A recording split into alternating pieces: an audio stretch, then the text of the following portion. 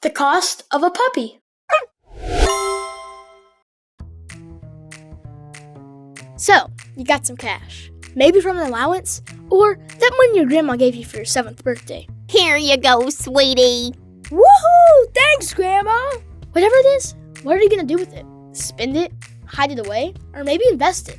Let's start learning how to make that money grow. Time to learn how to be a cash kid.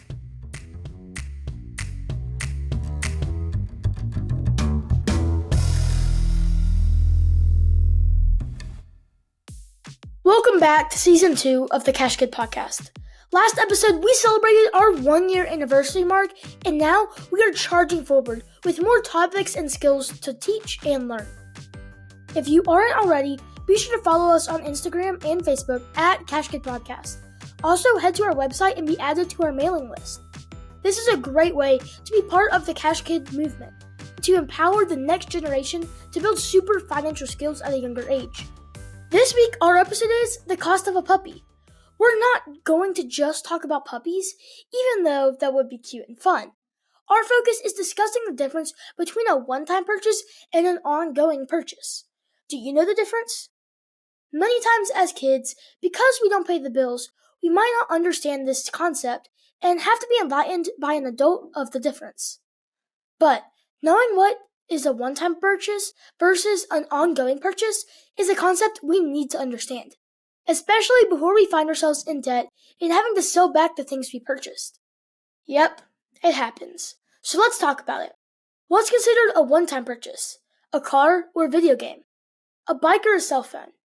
A puppy or a remote control car? Let's start with a bike versus a cell phone. Before I knew better, I used to think you just purchased a phone and that was it. But then my parents talked to me about how a cell phone is not just a one-time purchase. In fact, just this past week, my 9-year-old brother saw this ad where he could purchase an iPhone 14 for just $5.99. He was like, "See, Mom, I can afford that." Then my mom explained to him to look at the fine print. Yeah, it's a much smaller writing under the large discount price in bold that states it's $5.99 a month for the next 36 months under a contract with the cell phone carrier. Then my mom explained how you'll also need a cell plan, which can cost upwards of $30 or more per month. See, a cell phone, while to a kid, it just seems like an object you buy once, and that's it. It's actually an ongoing monthly expense, usually for your parents at this age. My brother's not getting a phone. Now, a bike on the other hand, it's a one-time purchase. Except for the time I wrecked mine, and we had to spend a little extra to get it fixed. But asking your parents for a bike is different. There may be some repair costs at times, like a new tire or brake, but it doesn't have to be an ongoing expense like a cell phone. We're going to talk about that puppy and the debate in our house over having one coming up. More purchase comparisons on the way. It's time for a new segment on the show called Stock Talk. If you follow us on social media, you'll see I like to talk about stocks. A lot. Following different companies' stock prices and what's going on in the news about their company and seeing different prices rise and fall excites me. I found more and more of my peers asking me about the stocks I'm interested in, why I'm invested in them, and how do I invest. Now, I'm not an advisor, but I'm trying to teach my friends and your audience how you can research companies and stocks yourself. So, each episode I'll hit on a stock either I'm watching or researching and why. This week, since we just finished talking about the cell phone, let's look at Apple. Apple became a publicly traded company on December 12, 1980. Their stock price started at $22 per share. Apple's stock has split 5 times since it went public. This increases the number of shares in the company and makes the price per share at a more affordable cost for investors. To purchase a share today, it would cost you $183.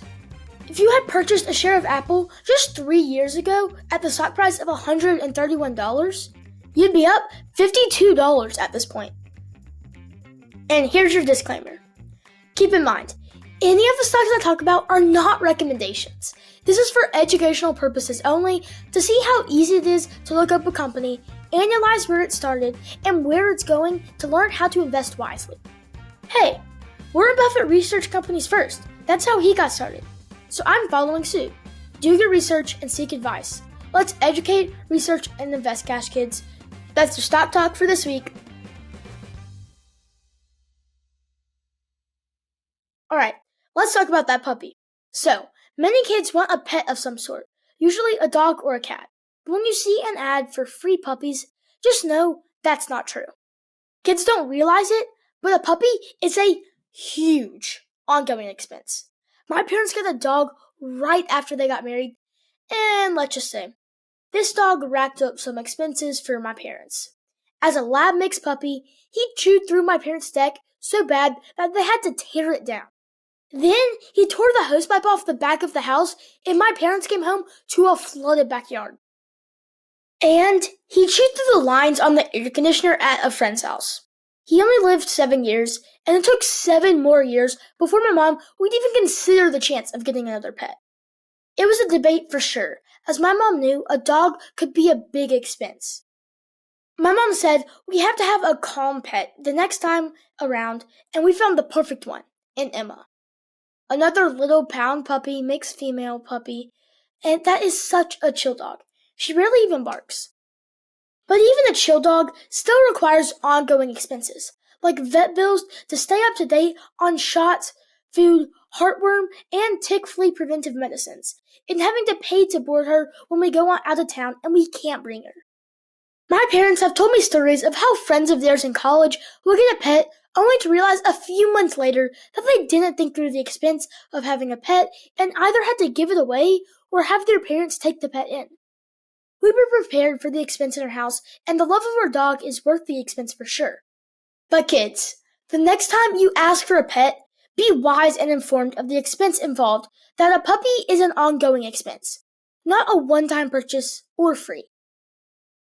I wanted to talk last about a car.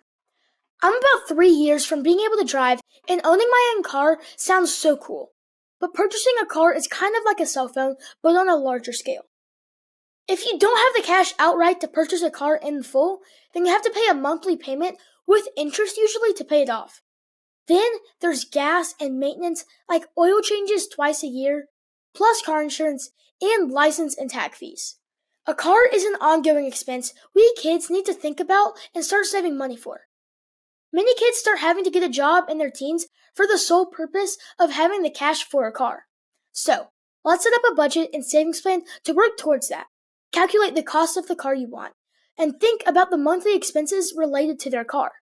Then you can be a prepared buyer so you don't end up with a car but no gas to get you anywhere. So Cash Kids, let's start being smarter about what we ask for and understand the expenses behind it. If we understand what's an ongoing expense versus a one-time expense, we can plan better and be more realistic about what fits within our budget. Understanding this earlier in life can help keep us from, instead of building debt, to building wealth much faster. Remember, anyone can be a Cash Kid. We just have to learn how to become one. Cash Kid, out.